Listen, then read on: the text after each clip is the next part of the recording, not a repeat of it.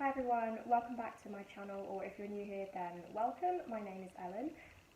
So I promised in my last video that I would do a little reaction video where I look back at my Disney folder that I made a few years ago now, probably 2016, maybe 2015. I made this folder because I was dreaming of doing the Disney Cultural Exchange Program, and I wanted to document all of that, kind of so I didn't forget about it, and so that I could look back on it if I did eventually get in, which I have now.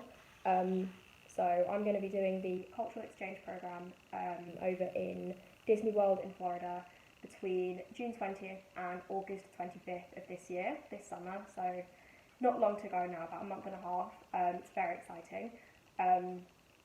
So this is the folder. It's a little Simpsons folder, which I got from, I think it was B&M or something. It wasn't expensive, I know that. And I printed out everything that I was wanting to do, and I put it in this folder. So I thought I would react to it. I haven't looked through it for ages. I had to sweep a big old sheet of dust off the top, but that's all gone now. So yeah, without further ado, let's look through the folder.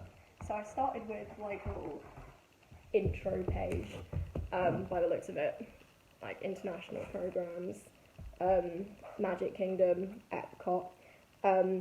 The official logo for Hollywood Studios had literally just changed to the Tower of Terror when I made this, so I put Tower of Terror on there, and Tree of Life of the Animal Kingdom. What is next? Oh, it's some pictures. So, here's some pictures of the Disney castles. I'm pretty sure I could differentiate which are from which parks. I know which one's from Disneyland in California. It's just Paris and Disney World that when they're in the dark it can be a little bit more difficult to tell, but I have a pretty good eye for it, I think. Oh my goodness, then there's some pictures of me when I'm younger. My mum is in some of these pictures. I don't know if her face wants to be shown on mine, so I won't show these ones, but it's just me meeting some of the characters. And there's a picture that my dad took actually from when we were in Disneyland in Paris, and for the 15th anniversary, so that's quite cool. Oh, there's a picture of me meeting Cinderella. Actually, I can show these pictures. It's just me meeting Cinderella at the top. She is my favourite Disney princess, and I have a bit of a fun story about this. I was actually in the line to meet Princess Jasmine. We'd been queuing for almost an hour, and then Princess Jasmine went inside, and I was we'd waited in this line for an hour, and we were going to get to meet a princess. And then minutes later, Cinderella walked out, and I was only a few away from the front, and it was just the perfect magical moment of Cinderella walking out.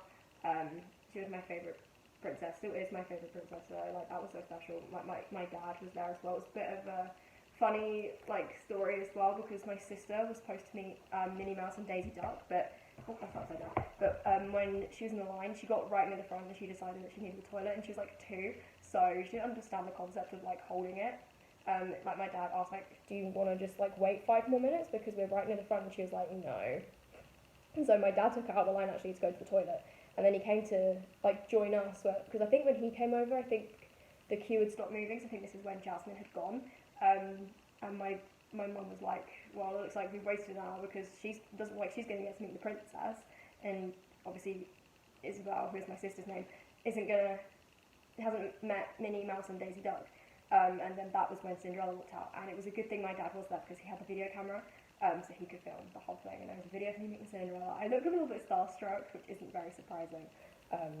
Yeah, and I put another picture of Cinderella down there. There's also a picture of this Christmas wheel, which is a quite nice picture. And then, oh wait, actually I think I remember doing this. So I was in Nando's or something. I think it was a Nando's, and it was a friend's birthday, and they had these little decorations on the table, these little circles, and I made loads of faces out of them, and I put them in this folder for some reason. Love that. What was next? Oh, I've got pictures of all the It's a Small World because I love that, right? Yeah, one of the first things I want to do when I get to Orlando, I want to do it first because I want to build up to it, obviously. I don't want to walk in and then go straight and do that, because that's the dream ride. If I could walk into Magic Kingdom and I had to go on only one ride, it would be It's a Small World. Just to say I've done it, because that is like kind of like a bit of a dream to I want to ride the original one as well, because it's just so special. So yeah, I wouldn't say It's a Small World is actually my favourite like Disney ride. I think my favourite Disney ride is probably either Space Mountain or Rock and Roller Coaster. I know Space Mountain isn't the same in Orlando as it is in Paris. It's like less scary, there's no loops or anything in the one in Orlando, but there is in the one in Paris. So I think I probably won't like it as much, because I'm quite a thrill seeker actually. I think Rock and Roller Coaster will probably end up being my my favourite ride in Disney World. But yeah, I've got pictures of all the Disney Worlds. The top one, I think that one's from California, and then these two are Paris. So I haven't actually got... Oh no, I have got. So this one is Florida, Paris, Anaheim, and then that's the Christmas overlay, which, oh my god, to do that, that's crazy. And then I've got some inspirational quotes that I put in that I really liked. So, not necessarily inspirational quotes actually, thinking about it. I've just seen a couple of them. This is probably my favourite Walt Disney quote, or one of my favourite. I think, actually, my actual favourite one is on here as well, but this is another of my favourites. I had a t-shirt that said this actually. It's kind of fun to do the impossible. I love that quote. And then we have from Frozen, some people are worth melting for. This one isn't from anyone in particular, it just says, you're never too old for a Disney movie, which is so true. Who says we have to grow up, which is a quote from Walt Disney. Ohana means family, and family means nobody gets left behind or forgotten, which is actually also my screensaver on my phone. I just love that little quote. Let me share this whole new world with you. It's a great song. I used to actually not like that song very much, but now I love it. Hakuna Matata, it means no worries for the rest of your days. A great little motto. This is from Entangled. Pulls and heartstrings. It's when Flynn's like dying, and he turns and says, "You were my new dream," and she says, "And you were mine." That is heart-wrenching, isn't it? And it's just, so I put that in there with the little lantern. I've actually ordered a pair of ears, which have the little symbol on, the little kingdom, like star, sunshine, I think it is, the, that little symbol, because me and my mum and my sister were once in a Disney hotel in Disneyland Paris, and we were trying to sleep. My dad had gone down to like the bar or something. We were trying to sleep, and we could hear the nighttime show, which I think was called Disney Dreams at that point. And we could hear I See the Light, and we were all singing along, and we all eventually fell asleep. So it kind of reminds me of that little moment with my family. So I got a pair of ears with that on, because I thought that was really special. They're on their way to me, I think. Well, I've ordered them. First think, second believe, third dream, and finally dream. I think it's meant to be third achieve and finally dream. Which is another one of my favourite Walt Disney quotes. But I think this one is probably my favourite, the next one. Laughter is timeless, imagination has no age, and dreams are forever. I just really love that quote. I was put a quote from Cinderella in here, from A Dream is Wish Your Heart Makes. No matter how your heart is grieving, if you keep on believing, the dream that you wish will come true. I think it's a very important little message, and obviously it's Cinderella, you know. And then final quote, all our dreams can come true if we have the courage to pursue them. What if that might be my favourite Walt Disney quote, actually? That might be my favourite Walt Disney quote. He has so many good quotes. Yeah, okay, so now on to the actual stuff. So, I've written on here what college I was going to go to, which I'm obviously not going to read out.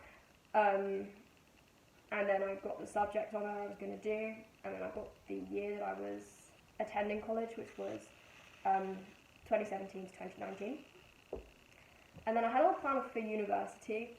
So I actually, obviously to do the programme, you have to be in university, so I'm in university. I am very, very close to finishing my third year at the University of Brighton, where I've been studying English language and creative writing, which is actually interesting because I've written down here actually the courses that I wanted to do, But none of them actually are about one. There is English language and creative writing on there, but at a different university that I didn't end up applying to. So I must have just not discovered that Brighton did that course yet. So, yeah. You can see how times have changed, because I've written on here university cost £9,000. It's not quite anymore.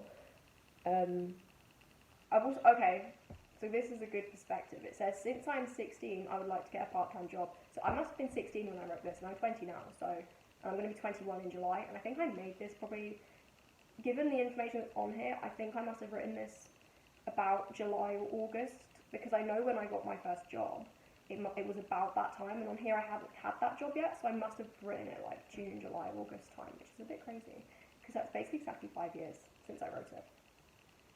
Actually, no, it must have been July to August, because it says since I'm 16, and my birthday is July. So I must have written this probably like July, early August, so almost 5 years. And then I've just printed off here like how you would go about applying, like when the application's open, when you find out if you get the pre-screen interview, when the pre-screen interviews are, when you find out you get your final interview and the final interviews are, and when you get accepted. Obviously, none of this was how it actually was for me, because it was all happening in the space of a week for me, but usually it takes about 5 or 6 months between applying and finding out you got in, which, now that I've done it in a week, I think if I did apply again, which we'll see what happens,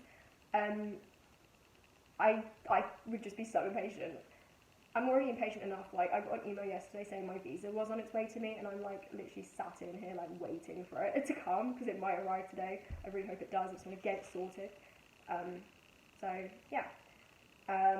I've written about the first few days, like where you check in, you go to like housing stuff. Like, I was fully like prepared for what was going to happen when I arrived in Orlando. So maybe it's actually good I've got this written down so I can actually have a little look through and like go, yeah, this is what I'm going to do. This is what's going to happen when I get there, you know. It's so crazy looking at this and knowing I've done some of this stuff, like dorms login, like done that. I haven't received my visa documentation. I've done my criminal background check.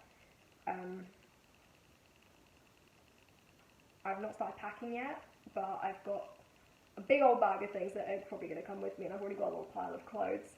So I will do a haul, because I bought so much stuff recently, so I'm going to do a little haul soon. I say little haul, it won't be a little haul, it's going to be a big haul, but yeah. Next page. Okay, so I just like written what the program is, how to do it, like eligibility, the fees, which are quite important. I can do a video trying to break down the fees so that you guys can see actually how much it does cost, if that's something people would like to know, because it does cost quite a lot to do the program, but I have money saved up, so I was lucky enough to be able to afford those fees, but there is a few fees that you do have to pay in order to do the program. Living experience. So I basically printed off like the information pages from the website. That's what this looks like to me.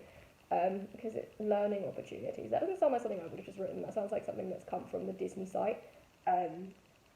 Obviously it's still interesting, it's just not stuff I've written about.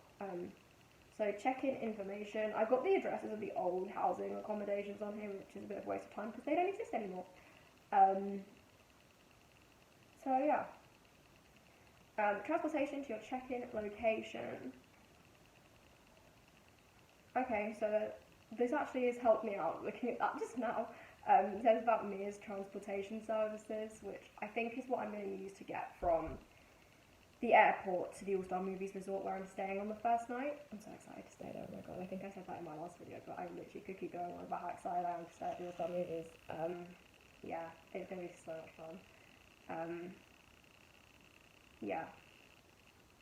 Travel arrangements. Oh, you have to like let them, you have to like fill in your flight information like, online and stuff. And then,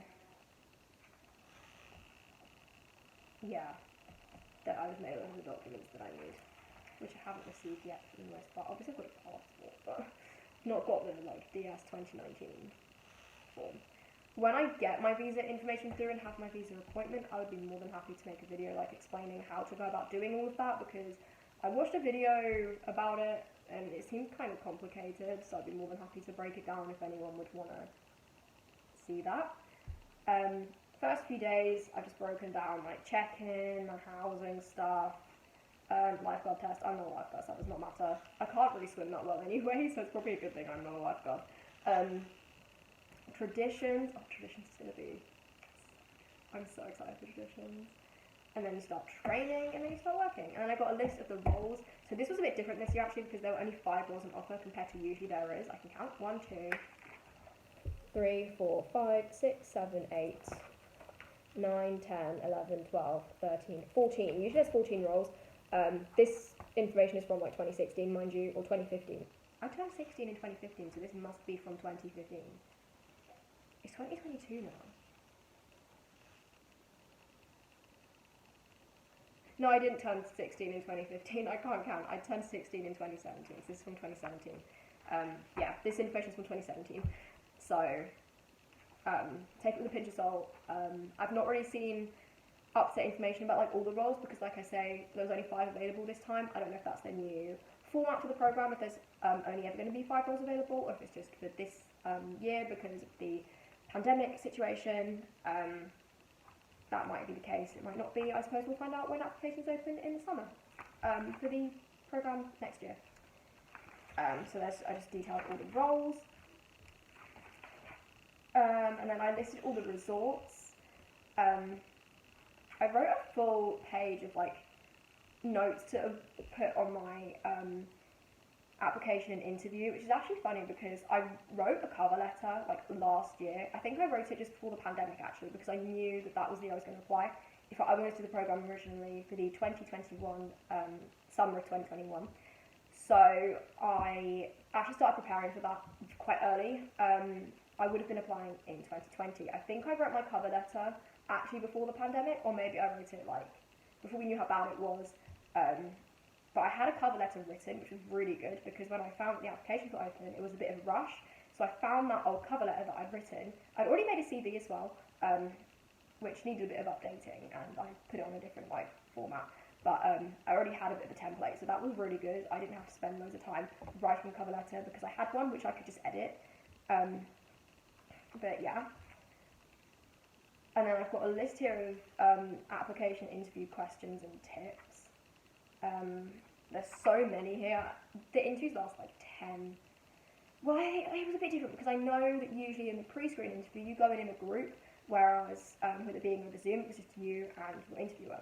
The same as the final interview. So both interviews lasted about 10 minutes long. I can always give tips on those 2 separate videos if that's something people would like to see.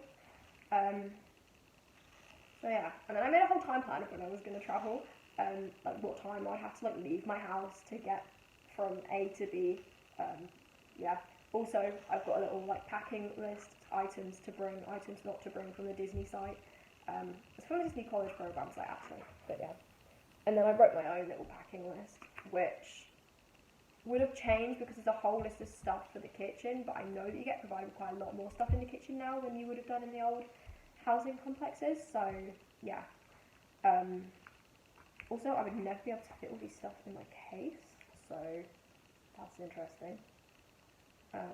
The documents are so important to bring. That's what I'd like to put on there. Then I printed another packing list. Just to make sure I didn't miss anything. Oh my god, another packing list. This is so, there's so much here. Damn. Oh, a bucket list. Okay. I'm not going to read this whole thing, because Jesus. Is this 120 things on this bucket list? I'm only there for 10 weeks, Jesus. So I'm not going to read that. I think I was very specific in my bucket list.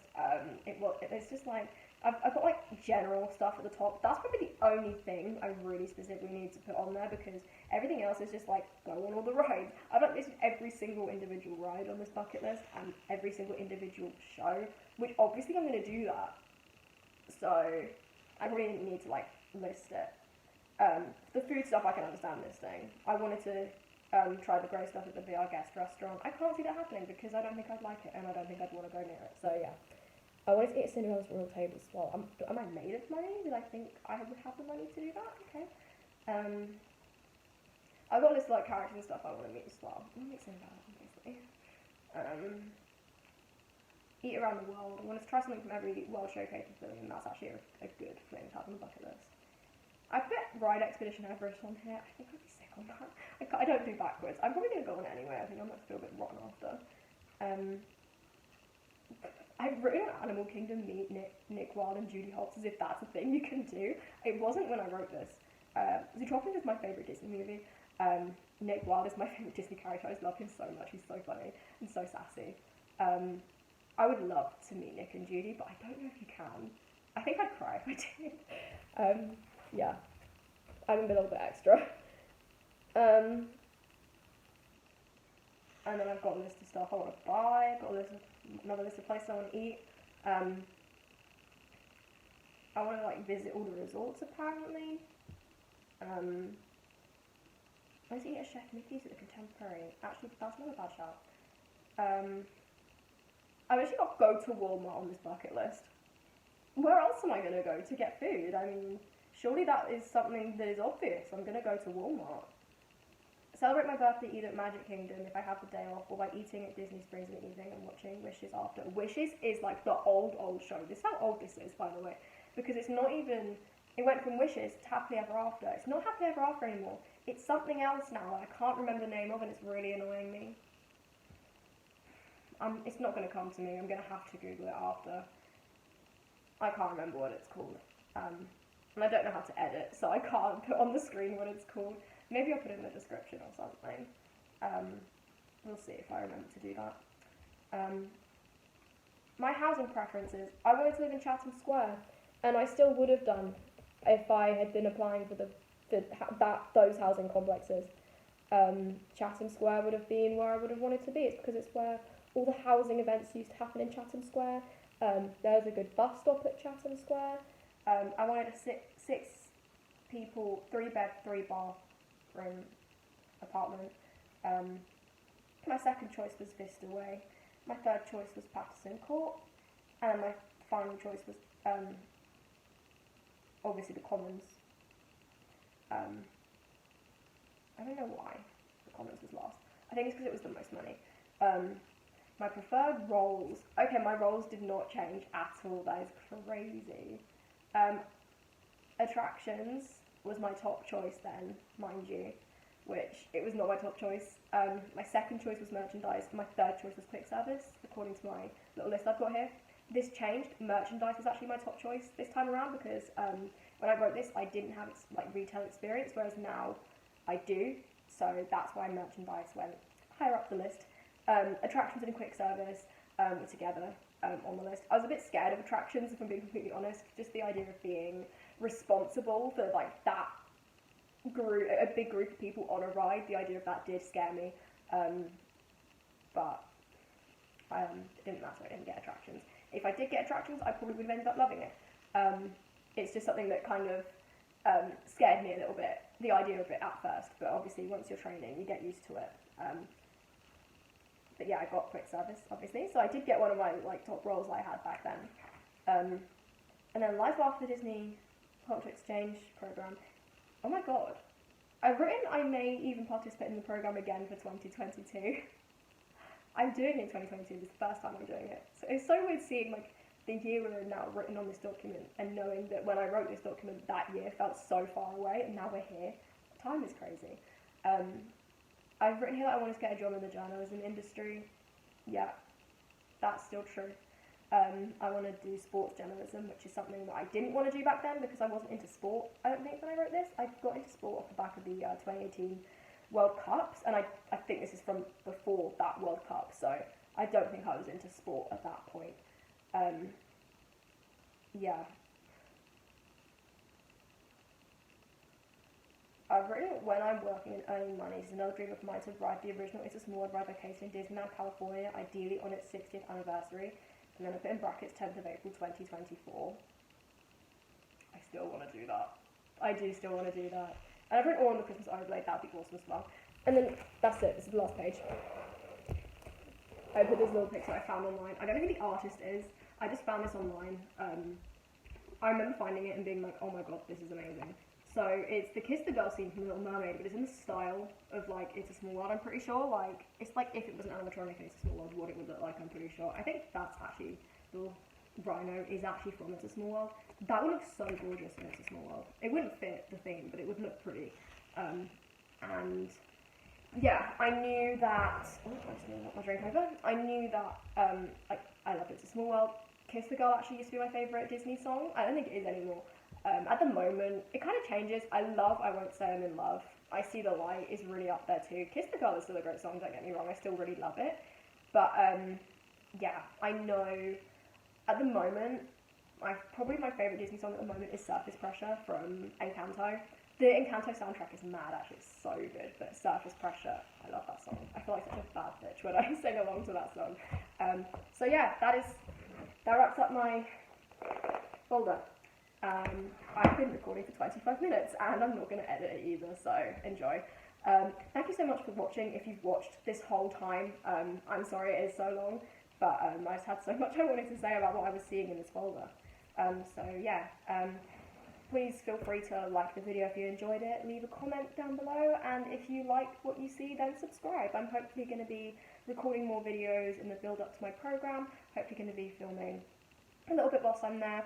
Like I said in my last video, I'm not sure about vlogging yet, just because I don't know if I have the balls to do it.